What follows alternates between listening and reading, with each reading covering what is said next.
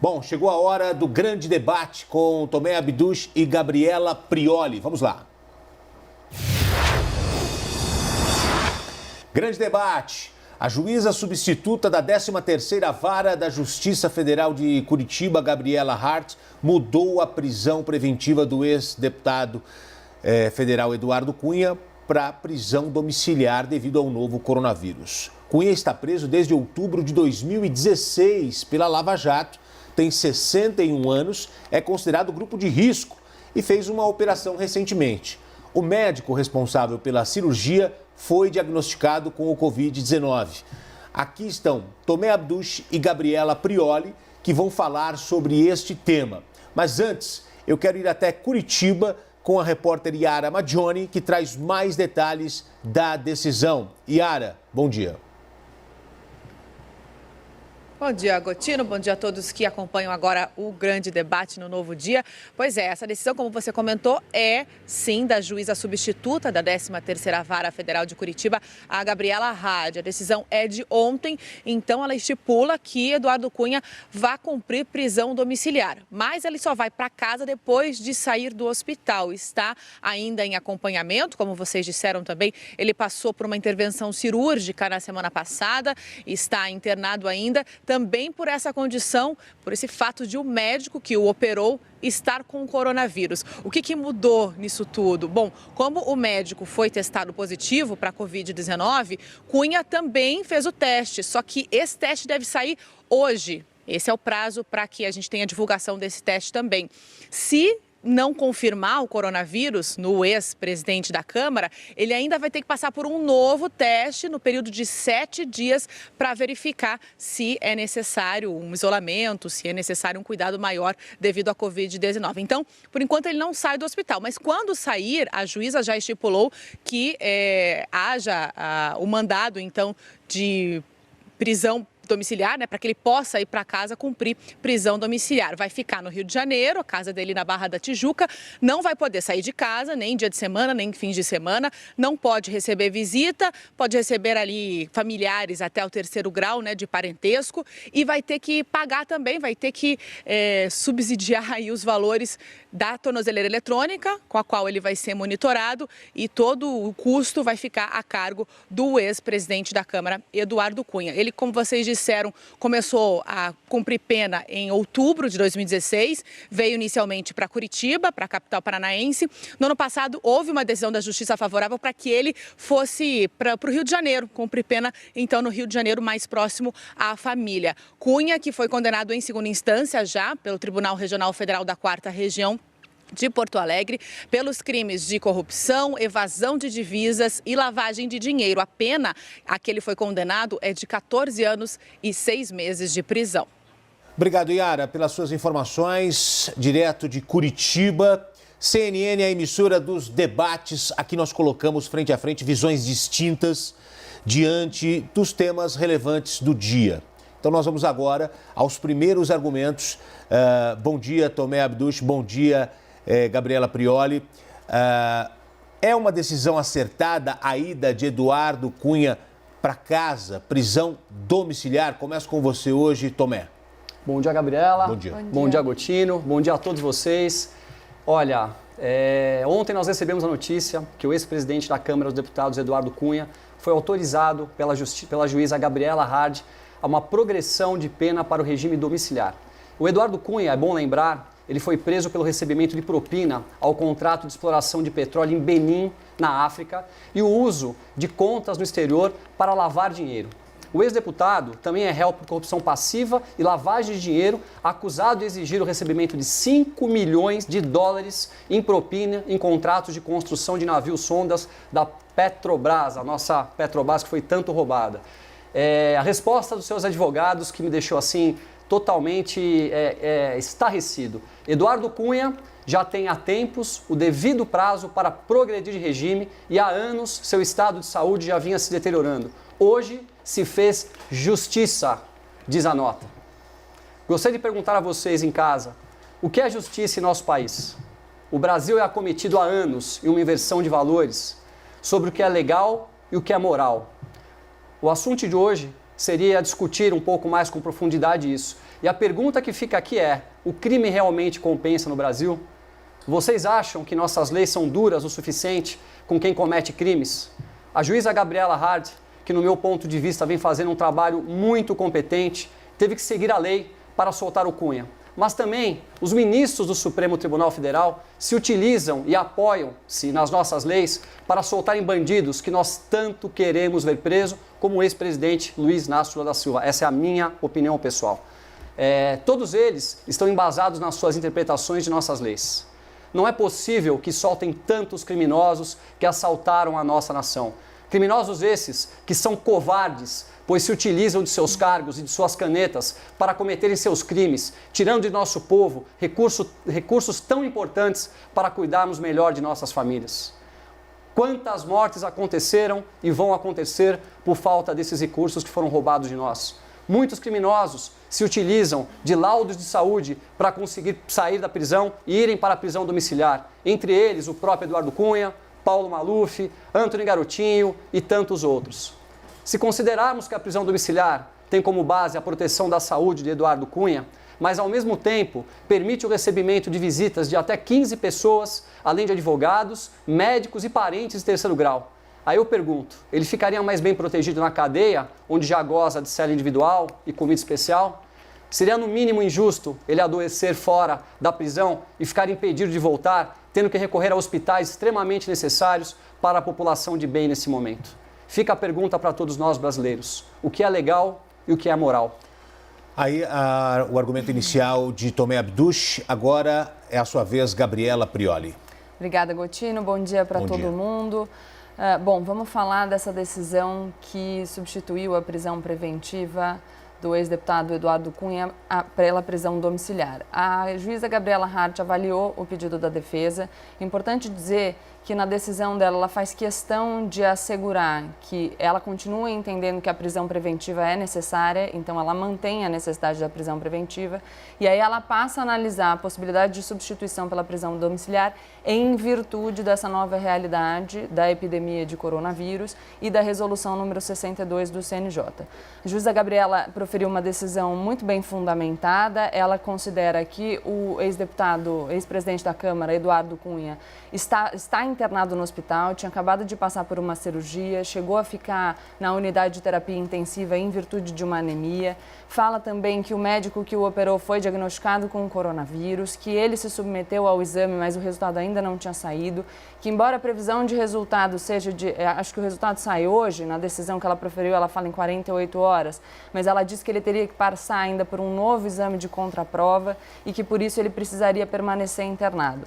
Considera também que ele é idoso, tem idade maior, ele tem 61 anos, e aí ela fala que embora, então ela foi cuidadosa até nesse sentido, de dizer que o presídio no qual o ex-presidente da Câmara, Eduardo Cunha, estava, não está superlotado, mas que ainda assim o retorno dele para o presídio, no caso da contaminação pelo coronavírus, colocaria em risco os outros detentos e que ele faz parte do grupo de risco não só pela idade, mas também por ter sido submetido a uma cirurgia recente e ter chegado a ficar internado na unidade de terapia intensiva em virtude de uma anemia. O que ela diz também? Que lá no hospital ele tem escolta e que se ele ficar no hospital por todo esse tempo com a escolta ela é dispendiosa para o poder público. Então a consideração que ela faz é que determinar a prisão domiciliar para ele ainda geraria menos custo para o Estado. Diz também que, já falei que os outros presos seriam colocados em risco se ele voltasse para o presídio, e reitera o tempo todo que ele permanecerá em prisão domiciliar apenas durante esse surto de coronavírus e que depois ele deve retornar para cumprir ainda a prisão preventiva que ela mantém nessa decisão no presídio. Quero fazer algumas considerações sobre a fala do Tomé. Ele fala o seguinte: progressão de pena para o regime domiciliar. A gente não está discutindo aqui progressão de pena. O pedido foi para a substituição da prisão preventiva, que é uma prisão cautelar e, portanto, não é uma prisão com natureza de pena, ela não é uma prisão retribuição, então é uma substituição da prisão preventiva pela prisão cautelar. E isso em virtude da resolução número 62 do CNJ, por causa dessa essa epidemia de coronavírus, então é uma situação temporária. É uma medida que tem sido adotada em vários países pelo mundo. Nós tivemos declarações recentes do presidente Donald Trump falando da necessidade de soltar alguns presos nos Estados Unidos. E foi uma decisão também tomada pelo juiz Marcelo Bretas, no Rio de Janeiro, em relação ao Dário Messer, um doleiro que também está envolvido na Lava Jato. Tomé? Olha, seja progressão de pena ou qualquer outra colocação técnica, eu não sou técnico, eu não sou advogado, eu não sou criminalista, eu sou apenas um brasileiro indignado de ver que esses bandidos que tanto assaltaram o nosso país, roubaram bilhões da nossa sociedade, estão nesse momento entrando com pedidos junto com seus advogados para voltarem para casa. Isso aconteceu muitas vezes nos últimos anos. E o que eu gostaria de saber é se realmente isso vai virar uma coisa rotineira no nosso Brasil, como é nos anos passados, como tem acontecido. E qual é o papel da sociedade brasileira para que a gente possa cobrar de verdade as nossas autoridades para que nós tenhamos leis mais sérias, mais fortes, mais seguras ao povo brasileiro. O que nós temos visto nos últimos anos no Brasil é uma inversão de valores tremenda, onde as pessoas que assaltaram a nossa nação ficam presas por um curto período de tempo, as suas famílias se beneficiando de todo esse dinheiro roubado, de toda a farra que foi feita com o nosso dinheiro público. E hoje nós temos Eduardo Cunha, que era um dos homens mais poderosos do nosso país, aliás, como é hoje o Rodrigo Maia, né? A pessoa que toma as decisões de quais são as causas que vão ser votadas, que podem ser a favor da nossa população ou contra a nossa população, voltando para casa. Eu não gostaria de ver Eduardo Cunha em casa, eu acho que o Eduardo Cunha deveria estar sim na prisão, aguardando lá. Ele está já em cela individual, ele tem comida especial para ele e, no meu ponto de vista, ele ficaria muito mais seguro na cadeia, que é onde é o lugar dele e de todos esses outros que cometeram crimes do colarinho branco, do que voltando para casa, recebendo inúmeros advogados, inúmeras visitas, famílias e, mais do que isso, podendo utilizar desse dinheiro que se diz que ele tem lá no exterior para eventualmente atrapalhar alguma coisa que possa estar acontecendo aí no estudo do que foi feito no passado. Então, até quando, fica a pergunta aqui, nós vamos aturar esses homens que saquearam a nossa nação, sendo presos por um período curto de tempo e voltando às suas vidas? Gabriela? Gotino, eu sou colocada sempre aqui numa condição muito delicada, porque eu sinto que a gente fala de todas as coisas menos da coisa que é o tema do debate. O que nós estamos discutindo hoje é uma decisão pontual da juíza Gabriela Hart sobre a substituição da prisão preventiva do ex-presidente da Câmara, Eduardo Cunha, pela prisão domiciliar enquanto durar a epidemia de coronavírus e, portanto, é uma questão temporária, não tem absolutamente nada a ver com permanecer mais ou menos tempo preso. O ex-presidente Eduardo Cunha, o Gotino mesmo disse aqui, está preso desde 2016. A juíza Gabriela Hart faz questão de frisar na decisão que a prisão preventiva está mantida e que essa questão da prisão domiciliar é uma decisão só temporária, até porque ele também tem uma condição de saúde debilitada, acabou de passar por uma cirurgia, é idoso e há a notícia de que o médico dele está contaminado com o coronavírus, razão pela qual ele precisa passar pelos exames e isso também, se por acaso ele estiver contaminado, vai garantir que as outras pessoas que estão no presídio não sejam contaminadas. Então, eu fico aqui numa situação delicada porque a gente não fala do tema. E aí o Tomé diz, olha, eu não sou técnico, eu não tenho condição de falar sobre dados técnicos, mas ele usa essa absoluta falta de técnica dele para criticar a decisão da juíza que cuida do caso. Então ele está aqui dizendo que o ex-presidente da Câmara, Eduardo Cunha, ficaria mais seguro no presídio e aí, claro, ele descredibiliza a decisão da juíza Gabriela Hart, mas ele não conhece o caso, ele não sabe o que está acontecendo. Então, em alguns momentos no Brasil, se pede que a decisão dos juízes seja prestigiada, que eles sejam levados a sério. Então, eu faço aqui a pergunta, o juiz Marcelo Bretas, né, que é um juiz, enfim, que todo mundo conhece porque é considerado um juiz extremamente duro, que foi responsável pela decisão que determinou a prisão preventiva do ex-presidente Temer, que decidiu recentemente por inviabilizar a viagem do ex-presidente Temer, que participou de eventos no Rio de Janeiro com várias autoridades políticas, então é um juiz tido em boa conta até pelos líderes políticos. O juiz Marcelo Bretas, no Rio de Janeiro, soltou o Dário Messer, que é uma pessoa envolvida também com a Operação Lava Jato.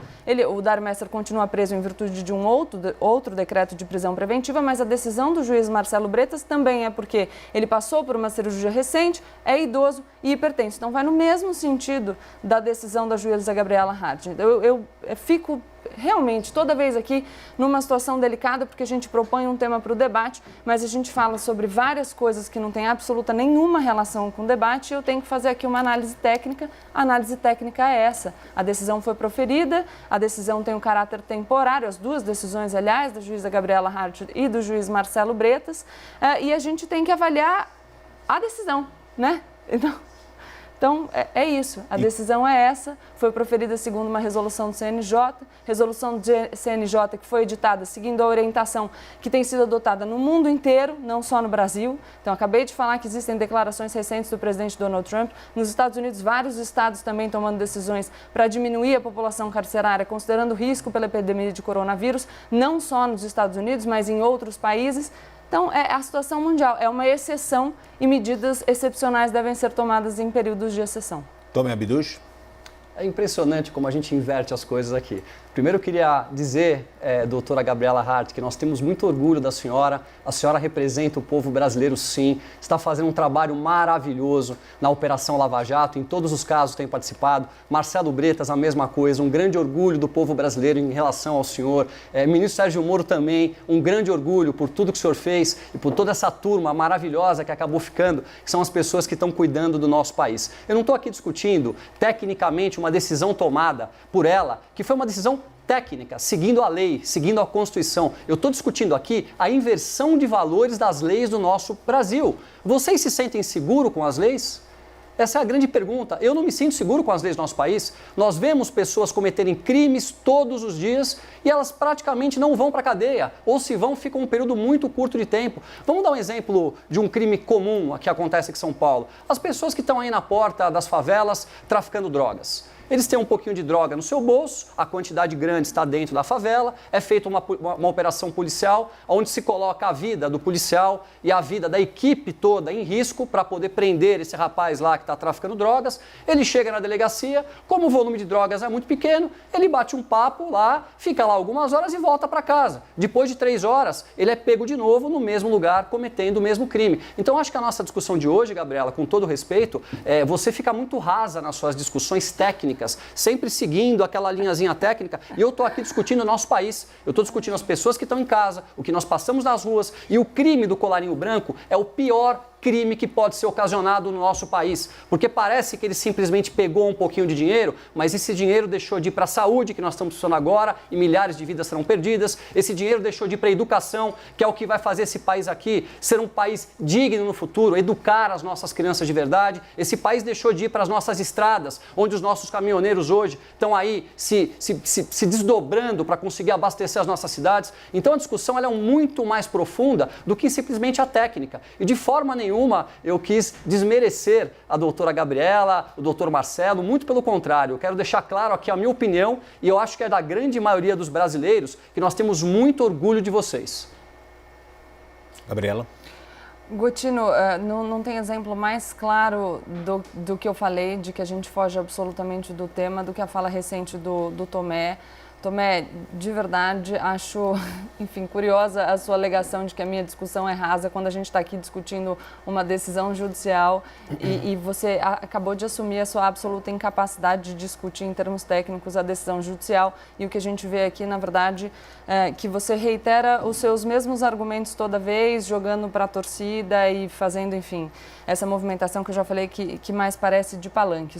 Eu queria falar então, já que o Tomé trouxe para a discussão, embora a gente fuja completamente do que está sendo discutido, ele trouxe aí os crimes de drogas, a sua fala também mostra que você não tem absoluto conhecimento, nenhum conhecimento sobre como os crimes de drogas são processados no Brasil, porque você diz que uma pessoa que está ali na favela, e de novo acho que você reitera uma visão um pouco preconceituosa que você já demonstrou outros dias, porque você sempre vincula essa questão da prática de crime com as comunidades mais carentes. Existe tráfico de droga também fora das favelas, tá? É tratado de forma diferente, mas existe também fora das favelas, então sinto muito que você tenha usado esse exemplo das favelas, das comunidades carentes.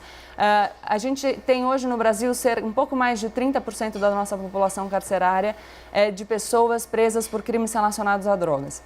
Essas pessoas que são presas por crimes relacionados a drogas, na sua grande maioria, são jovens, pobres e negros. esses jovens pobres e negros presos por crimes relacionados a drogas, aqui vou falar do tráfico de drogas e vou citar duas pesquisas, uma do Núcleo de Estudos da Violência da USP e outra mais recente do juiz Marcelo Semer, demonstram que na grande maioria dos casos, as ocorrências por tráfico de drogas e, portanto, as ocorrências que resultam em prisão para essas pessoas são ocorrências lavradas pela polícia militar, as pessoas são abordadas na rua, o que se tem é só o flagrante, o laudo da materialidade, portanto, a constatação de que aquela substância é droga e o depoimento do policial, e essas pessoas são condenadas pelo tráfico, embora estivessem importando pouquíssima quantidade de droga. Quem consegue ir para a delegacia e ter a sua conduta classificada como porte para uso pessoal, em vez de tráfico de drogas, não é o jovem negro e pobre. Tá? A gente tem diversas notícias no Brasil mostrando que a decisão sobre se aquela conduta é tráfico, se aquela conduta é uso de drogas e, portanto, a decisão sobre se a pessoa vai seguir presa ou vai ser solta tem muito a ver com o perfil socioeconômico e o perfil físico das pessoas que são levadas para a delegacia. Então, de novo, eu vou reiterar que o nosso tema não é esse, a gente pode discutir, mas eu fico numa posição muito delicada porque eu estou discutindo uma questão seríssima do Brasil, que deve ser discutida com profundidade e alicerçada em dados, com uma pessoa que já mostrou que não tem nenhum conhecimento sobre a realidade que descreve. Essa realidade sobre a qual você fala, sem conhecimento de causa, de orelhada, por achismo e com preconceito, é uma realidade que deve ser analisada com seriedade porque tem impacto na vida de muitos brasileiros que merecem a nossa consideração. Não é porque as pessoas são mais pobres, não é porque as pessoas são mais simples, que elas não devem ser tratadas com respeito e com solidariedade. Então, eu sinto muito que a gente tenha essa responsabilidade de trazer esse tema para o debate sem que tenha sido esse o tema proposto e sem que as pessoas tenham se preparado para discutir, alicerçadas em dados, a realidade que a gente vive no Brasil. Então, de verdade, sinto muito que a gente tenha chegado nesse ponto. Espero que a gente consiga fazer um debate um pouco mais Então, deixa eu elevado. retomar aqui. A Justiça autoriza a prisão domiciliar para Eduardo Cunha. E o Tomé Abduch falou sobre a lei, que ele não concorda com a lei, que a juíza cumpriu a lei, mas ele não concorda com a lei em vigência. O que você pensa sobre a lei? Aí eu queria, antes de tudo, uma opinião pessoal sua sobre a lei que está em vigor no Brasil. Você acha que essa lei é a correta, tem que mudar? O que você pensa sobre ele? Como, por exemplo, a lei de execução penal? Gotino, eu não dou opinião pessoal sobre a lei. Aqui a gente não está falando de lei de execução penal, até porque a gente está falando de uma prisão cautelar. Então, não se trata de execução penal, dizendo, é uma prisão preventiva. Nesse caso, a Justiça autoriza a prisão domiciliar para Eduardo Cunha. O que você pensa disso? O que eu penso disso é que a prisão preventiva dele continua decretada, então a gente não tem como questionar aqui. Veja, o que se fala a lei é muito branda.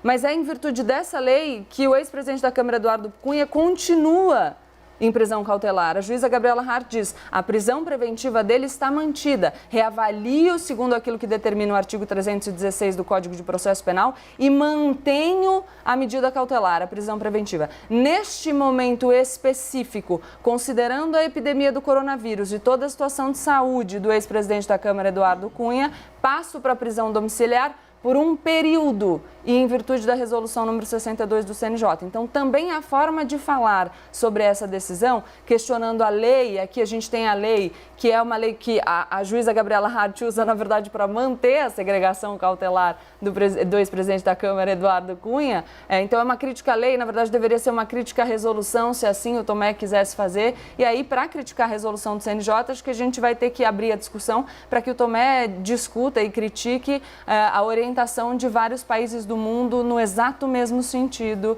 E acho que foi uma discussão que a gente também travou aqui na sexta-feira passada. Enfim, embora eu também tenha dificuldade de conseguir debater pelo lado técnico. Tomé Abduch, a mesma colocação para você. O que você pensa? É a lei que tem que mudar? Não, primeiro eu quero ter o meu direito de resposta, que ela falou bastante. Eu não sei que mundo que a Gabriela vive. Eu acho que ela deve viver na Suíça, ela deve viver no Canadá, ela deve viver na Austrália, ela não deve viver no Brasil. Não é possível que a gente está sempre discutindo essas coisinhas técnicas, toda arrumadinha, toda bonitinha, toda certinha, num país que morrem 60 mil pessoas assassinadas por armas de fogo todos os anos. O que eu estou me colocando aqui é do lado da população brasileira e não como técnico. Gente, eu não sou técnico, eu não tenho obrigação de ser técnico. Quando ela fala em discurso de caminhão, realmente pode ser que eu tenha o discurso do caminhão. Eu sou o garoto do caminhão. Eu sou o garoto que subiu no caminhão e pegou o microfone na mão e começou a falar o que eu pensava sobre o país.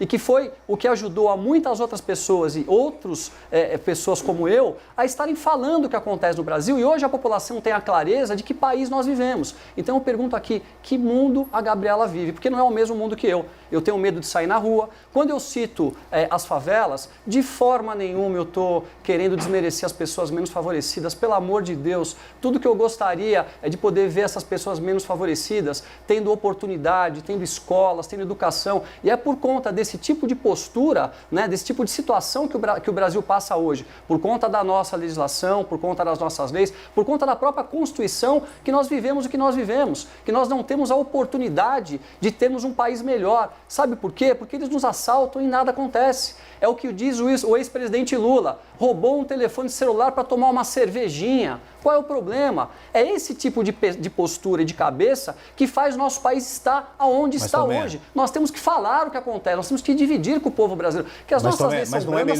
Mas não é melhor a gente ter um país que cumpre a lei, cumpre aquilo que está no papel? Não e a gente está vendo isso? Mas é exatamente por isso que o Cunha está voltando para casa. Porque a nossa lei é branda. É exatamente por isso que o Lula está solto. É exatamente por isso que nós aí acabamos com a prisão em segunda instância. E aí vai a pergunta. Exatamente. Então você não questiona a lei? Claro que eu questiono a lei. Foi o que eu comecei falando. Mas toda vez que a gente discute com uma pessoa com viés do outro lado do nosso, tenta se levar que a pessoa é preconceituosa, que a pessoa não gosta de pobres. Daqui a pouco ela vai dizer que eu sou homofóbico. São sempre as mesmas coisas. Não sou homofóbico, não sou preconceituoso. Acho que as pessoas pobres são as pessoas que mais se prejudicam nesse país. E é por isso que eu estou aqui. Eu estou aqui para defender. Não para ter esse discurso do que é politicamente correto, que está todo mundo cansado. E aí está todo o país nessa situação que nós estamos por conta desse tipo de postura, por conta desse tipo de discussão. Pode sim dizer que eu não sou técnico, que eu não sou. A doutora Gabriela é advogada criminalista, ela tem propriedade para falar sobre isso. Eu não tenho, mas eu falo aqui com o coração de cada um de vocês, brasileiros em casa, de vocês que estão passando essa situação toda, e ela diz que o meu discurso é um discurso fraco, é um discurso que não tem propriedade. Quer dizer, pensar na população brasileira e poder discutir o que a gente pode fazer no futuro para mudar tudo isso, é ser uma pessoa fraca de opinião. Eu discordo completamente e fica aqui a pergunta, que mundo que a doutora Gabriela vive? Não é o mesmo mundo que o meu. Gabriela, você agora? Eu vivo num mundo, Gotino, em que para a gente discutir os assuntos e propor uma melhora do sistema, a gente precisa estudar o assunto. Não dá para a gente discutir sistema de justiça criminal sem que a gente se debruce sobre esse tema. A gente não pode desprestigiar o conhecimento dos especialistas.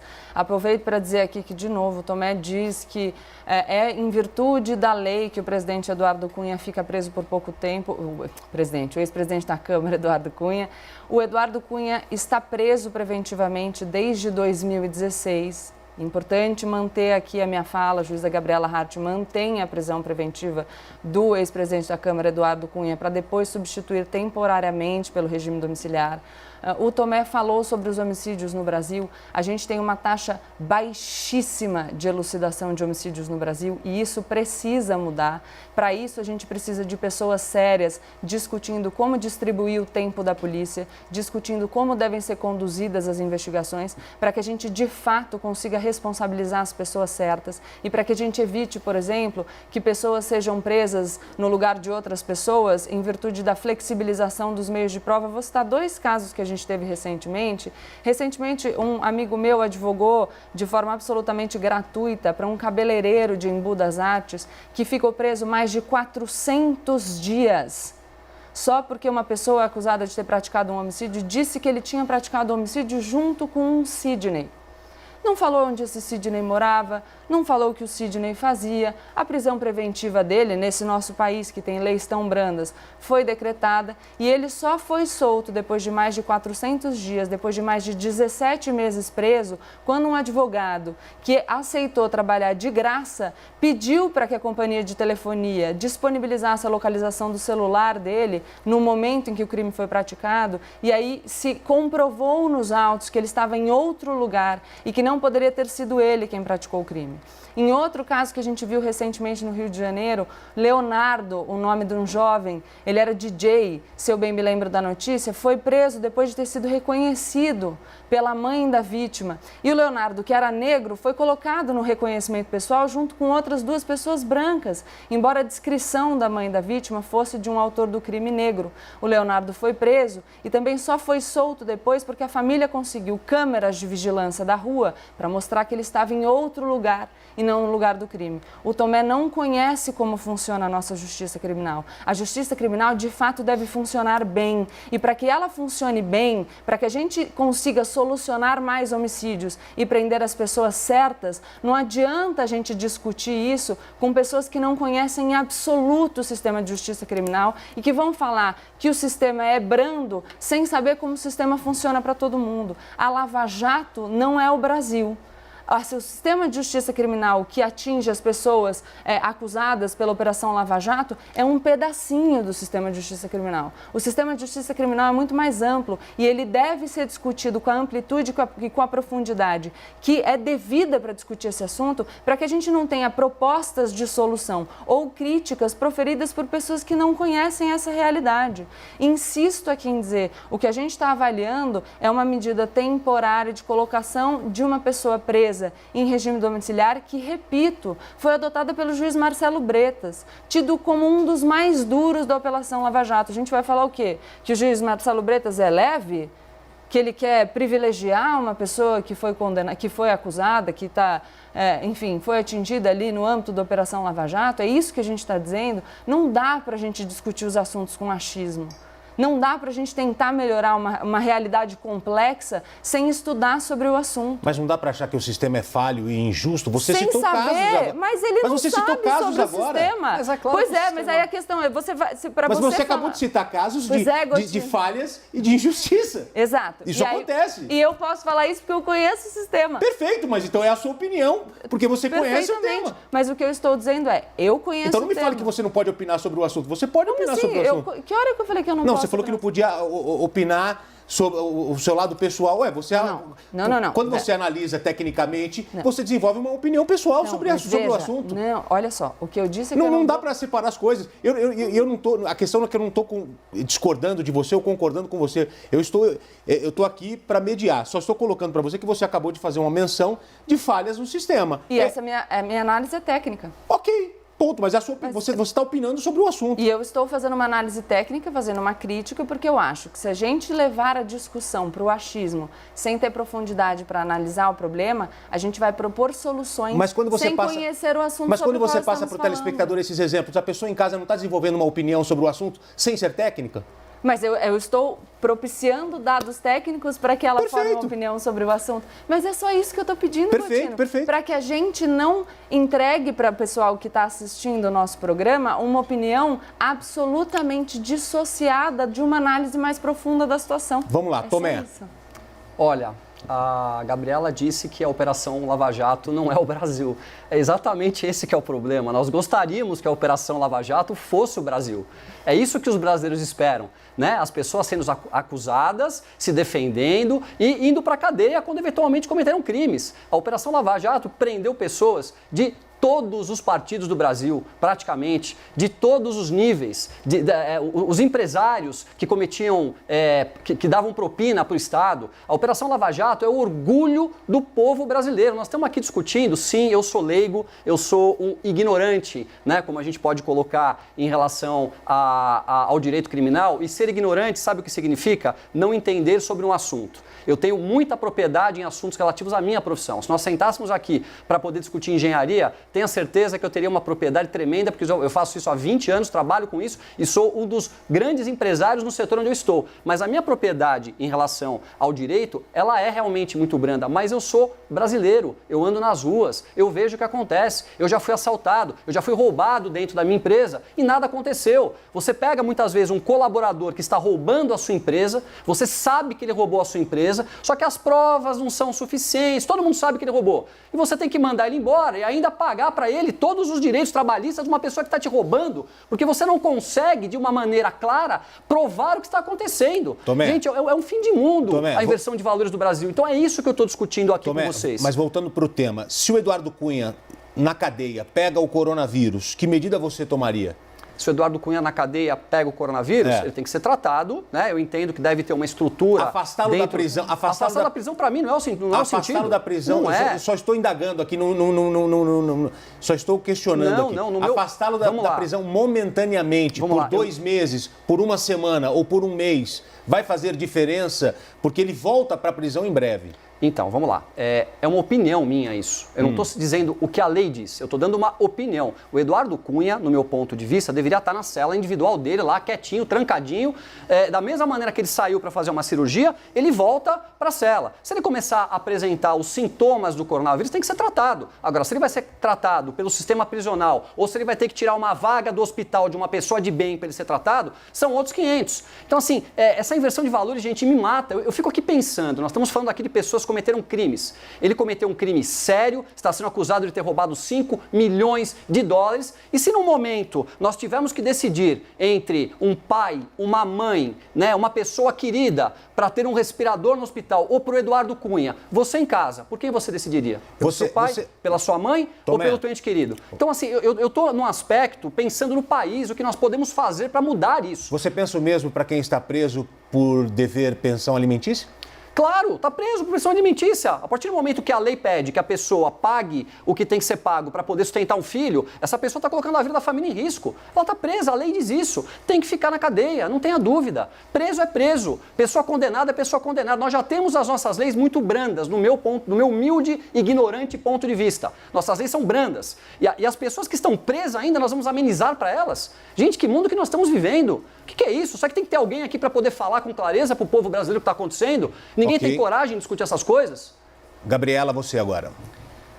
Só importante fazer aqui a reflexão de que o cuidado com as pessoas que possam ter sido contaminadas pelo coronavírus, ele não deve existir só a partir do momento que as pessoas comecem a apresentar sintomas. A gente tem estudos mostrando que as pessoas assintomáticas são responsáveis por uma grande porcentagem da disseminação, justamente porque elas têm uma capacidade menor de disseminar o vírus em relação às pessoas que apresentam sintomas, mas elas também difundem, então isso poderia gerar um problema para o sistema de justiça carcerário se o ex-presidente da Câmara, Eduardo Cunha, voltasse para a penitenciária. A gente tem que pensar nos outros presos. Ele não poderia ser tratado dentro do sistema penitenciário. Eu já falei aqui na sexta-feira passada que pouco mais de 30% dos presídios no Brasil têm unidades básicas de saúde. Então, se a situação dos presos se agravarem, eles vão ter que ser transferidos para os hospitais. E aí, se eles já estiverem ocupando leitos, e aqui vou usar o termo do Tomé, um cidadão de bem chegar no hospital, nenhum médico vai poder tomar a decisão de desligar o aparelho da pessoa que está lá, tirar ela da UTI para colocar uma nova pessoa que chegou. Os leitos estarão ocupados. Por isso que a preocupação é de diminuir a possibilidade de difusão dentro dos presídios, justamente que é a medida que tem se tomado em toda a sociedade. O que a gente pode fazer para tentar diminuir a disseminação do vírus e, com isso, diminuir o impacto que essa disseminação vai ter no sistema de saúde. Sobre a Operação Lava Jato e a necessidade de que a gente tenha operações eficientes no Brasil inteiro, é justamente esse o sentido da minha fala. O que a gente precisa no Brasil é realmente desenhar um sistema de justiça criminal que funcione. Então, que a gente tenha uma porcentagem de elucidação de homicídios muito maior do que a gente apresenta hoje, que a gente, de fato, coloque as pessoas certas na privação de liberdade e não que aconteça como acontece em vários casos no Brasil, em que, pela flexibilização das regras do processo penal, a gente acaba prendendo quem não deve estar preso, como foram os casos que eu citei aqui mais cedo. Tomé? Vocês acham que o Eduardo Cunha vai estar mais seguro de transmitir o vírus na cadeia, numa cela individual, sendo retirado de um hospital após uma cirurgia e colocado lá com cuidados especiais, ou voltando para casa com a sua família, recebendo visitas, recebendo advogados, né, podendo disseminar o vírus para todos ali ao seu lado? Eu acho que ele vai estar mais seguro na cadeia.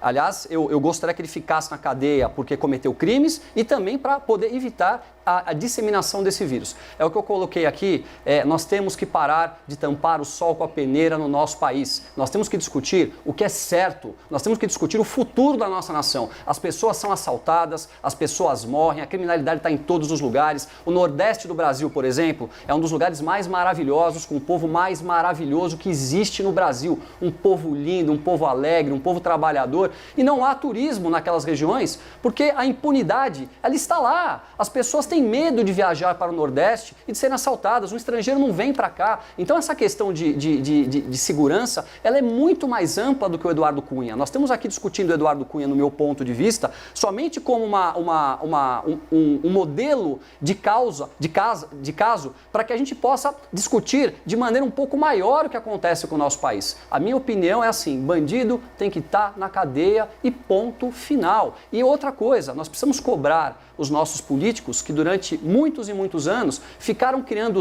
leis e leis e leis para bandido. Essa é a grande realidade do Brasil, gente. Essa é a verdade. Tomé. Foram criadas leis de proteção para que eles pudessem roubar, pudessem assaltar nossas estatais, pudessem pegar o dinheirinho de volta e pudessem se reeleger. Alguém tem dúvida disso e que está em casa? Nós vamos agora para os argumentos finais. Eu lembro que a CNN promove esses debates e aí com uma opinião técnica ou com uma opinião pessoal, a gente traz aqui a divergência de visão, a pessoa pensa de um jeito, olha, tem um olhar diferente e você em casa assiste, você também cria aí a sua opinião. É o nosso jeito de fazer televisão e esse debate ele é realmente para isso, para a gente poder conversar e eu repito mais uma vez, não estou aqui nem para um lado, nem para o outro. Estou aqui para questionar, para trazer os temas, para perguntar e a gente está aqui no campo das ideias. Esse é o nosso objetivo. Todo dia, com certeza, quem está assistindo vai pensar de um jeito, vai pensar do outro, vai concordar mais com um, vai concordar mais com o outro. Não tem problema. O importante é que no campo das ideias a gente crie uma crítica, crie um raciocínio, crie um pensamento sobre determinados temas. O de hoje foi esse. E a gente vai agora para os argumentos finais. Gabriela Prioli, 1 minuto para você. Obrigada, Gotino. Acho que eu já deixei muito clara a minha posição sobre essa substituição temporária aí da prisão preventiva do Eduardo Cunha ou do Dário Messer ou de outras pessoas pelo Brasil em virtude dessa resolução do CNJ editada por causa do momento que a gente está enfrentando, da epidemia do coronavírus, então é uma questão temporária. E acho que o importante de falar aqui no final é o seguinte, nem sempre quando eu venho para a bancada eu estou discutindo o tema da minha formação. Ontem foi um exemplo claro, eu estava aqui falando sobre decisões de epidemiologistas, infectologistas ou propostas elaboradas por economistas, mas como eu sei que todo mundo que está me assistindo está despendendo um tempo e o tempo é precioso para todos nós, eu faço o trabalho que é de eu me aprofundar o máximo que eu posso nos estudos técnicos realizados pelos profissionais para poder chegar aqui todo dia e falar, enfim, alicerçada no maior número de argumentos aprofundados que eu puder. Muito bem, agora, Tomé Abduch. Olha, a doutora Gabriela, ela, nesse debate de hoje, ela tem muita propriedade, pois ela é técnica, ela trabalha com isso. Então, ela tem que dar a visão técnica dela. Então, eu até entendo o ponto de vista dela. Mas o meu ponto de vista é o ponto de vista de quem está na rua, de quem está no dia a dia, né? Ela também vive isso. Todos nós vivemos isso, independente da sua ideologia, da sua classe social, da sua cor de pele. Você vive todos os dias a violência no nosso país, né? O crime organizado no nosso país. Nós vivemos toda a questão do colarinho branco, que são esses políticos que deveriam estar lá para nos representar e que assaltam o nosso país. Não todos, tá? Tem muita gente legal e eu queria dizer aqui uma coisa muito importante. As instituições do Brasil, elas são importantíssimas. Importantíssima. O Supremo Tribunal Federal é uma instituição importantíssima, precisamos dela, a mesma coisa para o Congresso Nacional, mas existem pessoas que estão lá que não nos representam, que se utilizaram de uma forma muito ruim, até queria dizer uma palavra aqui um pouco mais forte, mas eu vou me conter um pouco, para poder enriquecer e para poder se reeleger. Então, acho que o nosso papel hoje é de deixar claro o que acontece no Brasil, é de cada um de nós brasileiros entendermos que nós temos que votar nas pessoas corretas, que nós temos que mudar a nossa Constituição. A Constituição do Brasil, ela tem muitos direitos e poucos deveres. Isso é uma grande realidade do que está acontecendo. Okay. Eu fico aqui muito lisonjeado de poder dividir com cada um de vocês a minha humilde opinião de um brasileiro e não de uma pessoa técnica. Obrigado, Tomé. E daqui a pouco começa o Live CNN. Quero agradecer aqui, Tomé Abduch, Gabriela Prioli, mais uma vez o grande debate, a gente conversando sobre os principais temas. A gente sempre traz um tema relevante para você.